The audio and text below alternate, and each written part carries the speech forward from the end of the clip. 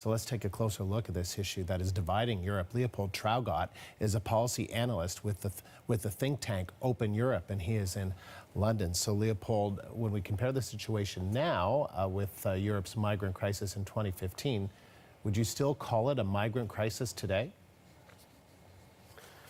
Well, what is quite interesting is that if we compare the crisis to 2015, we see that currently the numbers of people arriving in the European Union is far lower. So in 2015, for example, we see that around 1 million people entered the EU through Italy and through Greece. And now, so far this year, in 2018, the number has been less than 5% of this.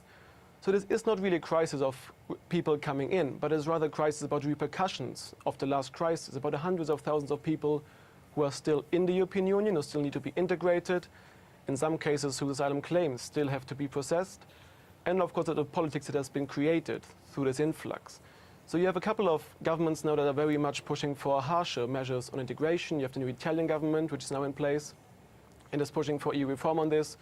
You have the Hungarian government pushing a hard line. You have the Austrian government taking up the EU Council presidency and having made migration one of its key issues, also due to the last crisis in 2015. So it is certainly a very different type of crisis from the one we saw 3 years ago. So given that there are far fewer migrants crossing into Europe, why does anti-migrant sentiment seem to be on the rise? On the one hand, simply because we still see the repercussions of what happened several years ago. Then the people came, but they're still in the country. In many cases, people don't like what they see. They think there's been too liberal, too many people have entered. And so many either want those people to leave again, or they want to make Europe more secure for the next crisis, because they fear that what happens if another million of refugees enter Europe. So they now want to put measures in place to prevent this from happening again.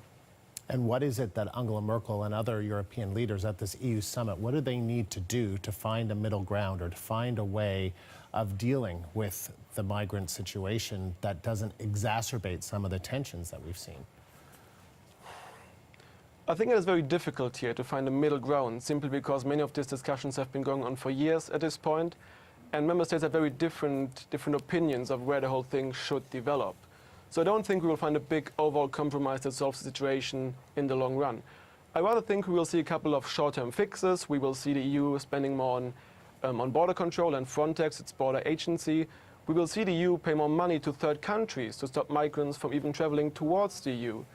And I think we're also seeing an increasing interest in the idea that the EU will establish camps outside its own territory, so that if migrant vessels are stopped in the Mediterranean, they no longer can move on into the EU, but they will rather be brought to camps in Tunisia, for example, where the asylum claims will then be assessed. So I think these are some fixes we will see, but none of them will really solve the issue long term. And what about Angela Merkel herself? Because she has already taken steps back from her very open or liberal approach to the crisis 3 years ago, but now there's a lot more pressure on her in Germany and outside to take a more harsh position. Do you think it's possible that she will be pushed out, that her government, her coalition could collapse? It is possible, but I don't think it is likely. The CSU, her Bavarian allies, have raised the temperature and have put increasing pressure on her, basically forcing her to find a European solution, or else they said they would go along and simply put controls on the German borders, which then would have quite severe consequences for the EU's internal structure. But in the end, we have to be realistic that her partner does not have any real interest in bringing down the government. They have an interest in having an open conflict with Merkel, in using this to strengthen their own profile, because they also have elections coming up quite soon. But there's little for them to be gained by really toppling Angela Merkel's government, of which they are part. So I think now it is about finding a compromise, a deal on the European level that Merkel can take home, present her coalition partners, and that then allows them both to de-escalate the situation while saving face. Leopold, good to talk to you. Thank you very much. That's Leopold Traugott in London. He is a policy analyst for Open Europe.